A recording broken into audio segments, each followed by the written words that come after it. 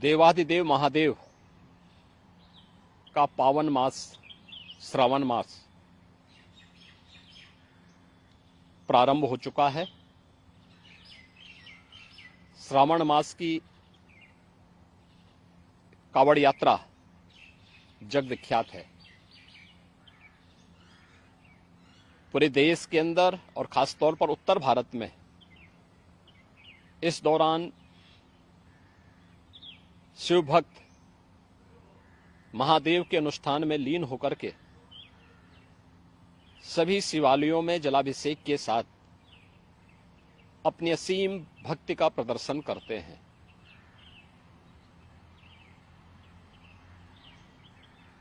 केंद्र और राज्य शासन ने मिलकर के श्रद्धालु जनों की सुरक्षा, उनकी सुविधा, उनकी सुगम और सुरक्षित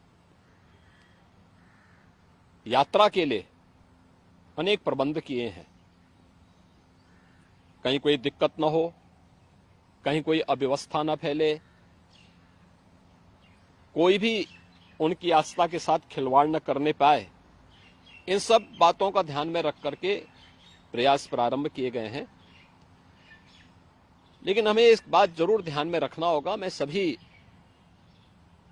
श्रद्धालु जनों से इस बारे में विनम्र अनुरोध करूंगा।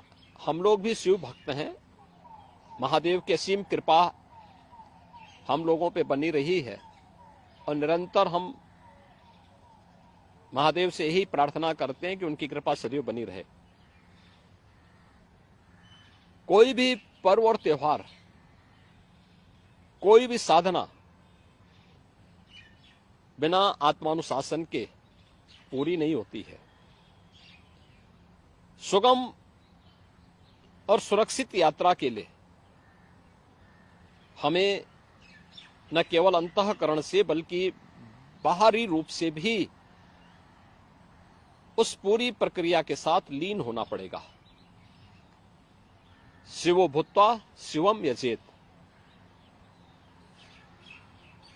शिव बनने के लिए शिव जैसी साधना भी चाहिए, उस प्रकार का आत्मानुशासन भी चाहिए, और तब यह कावड़ यात्रा न केवल श्रद्धा और विश्वास की प्रतीक के रूप में बल्कि आम जन के व्यापक विश्वास की प्रतीक बनकर के उभरेगी। जैसा कि इस समय हम लोग देख रहे हैं माहौल कि असीम श्रद्धा भाव के साथ जनता जनार्दन, समाज के अलग अलग तबके के लोग उनकी सेवा के लिए तत्परता के साथ कार्य कर रही है। और सरकार ने भी अपने स्तर पर न केवल बेहतरीन पेट्रोलिंग के माध्यम से, स्वच्छता के माध्यम से, स्वास्थ्य की व्यवस्था के माध्यम से शिविर लगा करके भी अनेक प्रयास प्रारंभ किए हैं और आवश्यकता अनुसार ड्रोन और हेलीकॉप्टर से निगरानी और पुष्प वर्षा की व्यवस्था भी इसके लिए की है। मैं सभी शिव भक्तों से अपील करूंगा कि देवादेव महादेव की ये कृपा हम पर बनी रहे।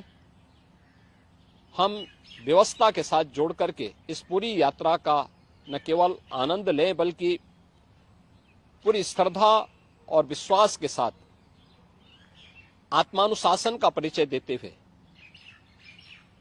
इस पावन श्रावण मास के कावड़ यात्रा कार्यक्रम को सफलतापूर्वक आगे बढ़ाने में अपना योगदान दें। आप सबकी सुगम सुरक्षित यात्रा के लिए मेरी मंगलमय शुभकामनाएं हैं।